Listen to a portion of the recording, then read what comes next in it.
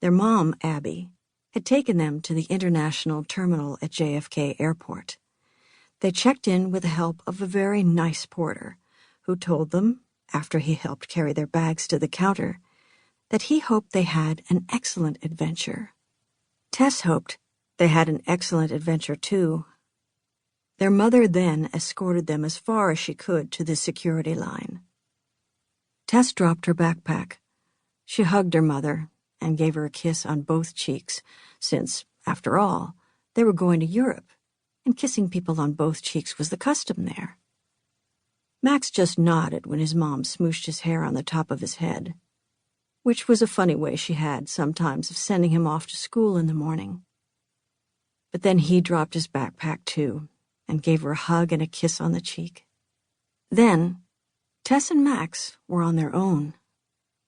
They waited patiently in line for their turn to go through the metal detector. Max went first, then Tess. For reasons Tess couldn't understand, when she walked through the metal detector, there was suddenly a very large noise as the alarm went off. She turned around. She was certain she couldn't have done that. But everyone at the checkpoint was looking at her. The TSA officer, who wasn't nearly as nice as the porter, directed her, as if it was a command, to walk back through the machine. "It must be my cap," said Tess instantly, realizing she'd forgotten to take her olive green baseball cap off. It didn't have any lettering on it at all, no advertising. It didn't draw any attention to itself, just kept the sun off, which is what Tess thought was the perfect thing for a cap. She gently placed it on the conveyor belt. "Are you wearing a belt?" the TSA officer asked her. "Nope." She shook her head, then wondered if nope was the right thing to say to a TSA officer.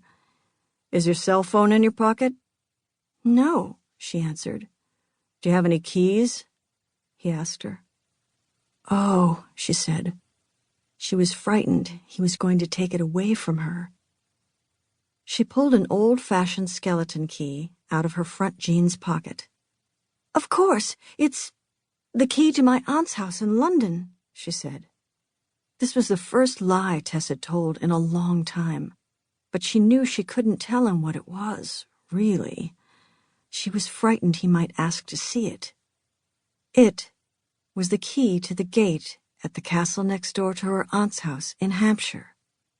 The key to her friend William's garden. But that seemed way too hard to explain. When Tess was packing, she had heard William's voice so clearly as if he was standing next to her, saying the last thing he'd said to her last summer. "Keep the key," he said. "You never know when you might need it." Tess thought it was opportune of her to take the skeleton key with her to England. That was a word their dad used, opportune. It implied it might be useful later. And Tess thought that might actually be the case, because in her experience, you never knew what could happen in England. "We need it," she said to the TSA officer, her voice pitching up a little bit when she said it. Her brother Max chimed in from the other side of the checkpoint. "We do. Aunt Evie said we should bring it." Max was lying, too. The TSA officer hesitated for a moment. It felt like a long moment to Tess.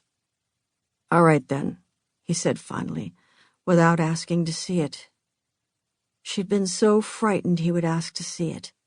She never was quite sure what the key was going to do if she handed it to someone else.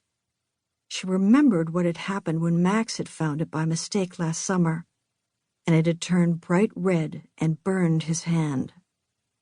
"Is this your backpack?" he asked.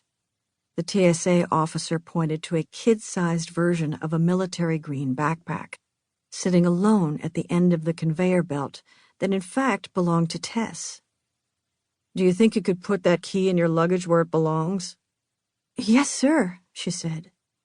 He handed it back, around the X-ray machine, and watched while she unzipped the side pocket, carefully dropped the key in, and zipped the pocket back up. She realized she'd been holding her breath. She had been so frightened that he might confiscate it. Another one of those grown-up words that meant, take it away.